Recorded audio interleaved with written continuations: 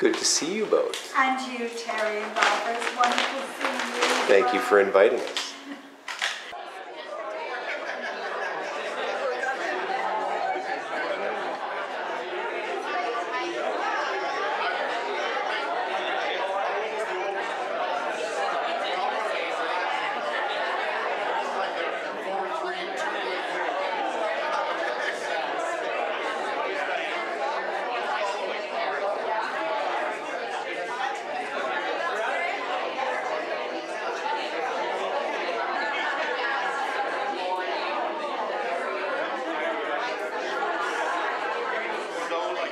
My dear friends, Ruth and I extend a heartfelt welcome to all of you for joining us in celebration of this singular occasion.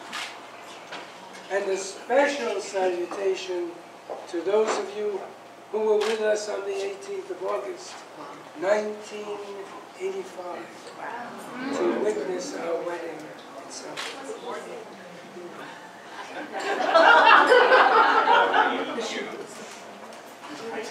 Now, at 11:40 a.m., 20 to 12, on that day, Ruth, my bride, entered the Knightsbridge room at the King Edward Hotel to the sound of Juan Carlos Calderón's popular song, Eres Tú.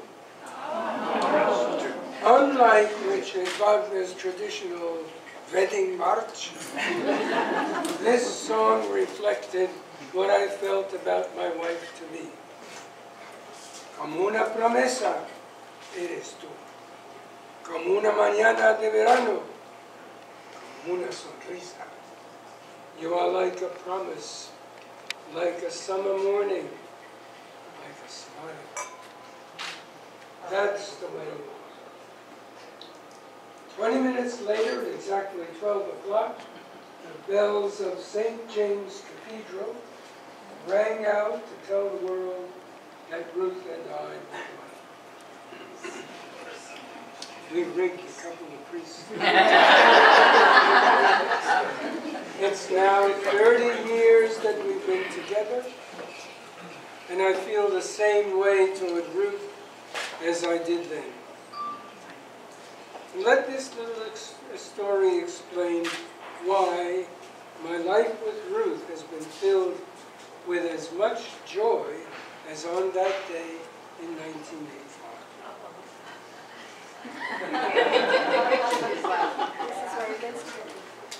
It was the 3rd of July of this year, and it was hot, very, very hot. Ruth went out to shop at Busateri's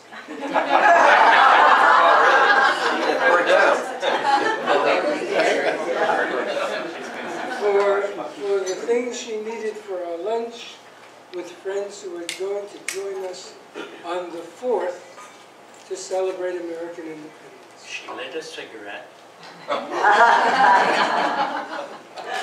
The temperature was much higher than Ruth had expected when she started on the walk home. But her path didn't take her directly there. No, she made a stop in the middle of Avenue Road. It was a temple. Yes, in the middle of Avenue Road. Now, anyone who knows Ruth can tell you why. In order to give a cold bottle of juice to the cop directing traffic in front of Busateri's. The policeman, dressed in his uniform and heavy protective vest, was standing in the sun, wiping the perspiration from his face. That's Ruth. I've watched her for 30 years, always thinking of other people's welfare and comfort. She has consistently made me the first recipient of her thoughtfulness, but never left others bereft of her kindness. Ruth's good-heartedness has remained unchanged these many years. And this constancy has brought stability and balance to my life. So although I love you all, I think that you'll understand why, without taking anything away from current company, I say that Ruth is the one I'm celebrating today.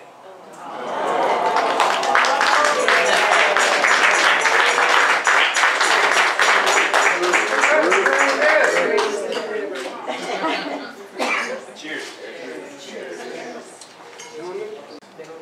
My wife Anita came into my life over 25 years ago. One of many blessings she brought to me was her association with Bob and Ruth. Bob was Anita's teacher at the University of Toronto in her undergraduate years, and he and Ruth have been mentors and friends to us throughout our marriage. For many, retirement is the time when years of hard work are supplanted with more relaxed enjoyments. Not Bob and Ruth. The years of institutional affiliation were nowhere near enough to exhaust their creative drives. What an inspiration it has been for us to enter their home and be shown the latest manuscripts, books, projects, handicrafts, ideas, and enterprises. That's one aspect. Another has been their warmth, kindness, infectious humor, and not least their inspiring devotion to each other. Now, when I look around this room and compare notes, Anita and I were just thinking, you visit Bob and Ruth, and it's just the two of us, Bob and Ruth. And we feel a little sad that we're the only friends that you have. we come to these occasions, we may have been wrong.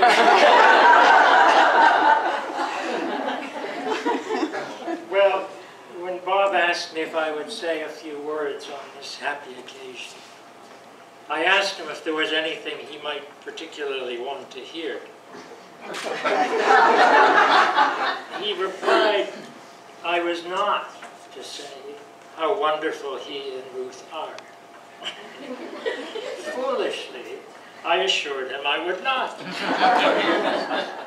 Regretfully, I have had to break that promise. Bob and Ruth are truly wonderful, the dearest of our friends. May we be able to celebrate together in health and joy for many years to come. Where's my drink? Again, Bob and Ruth. Bob and Ruth.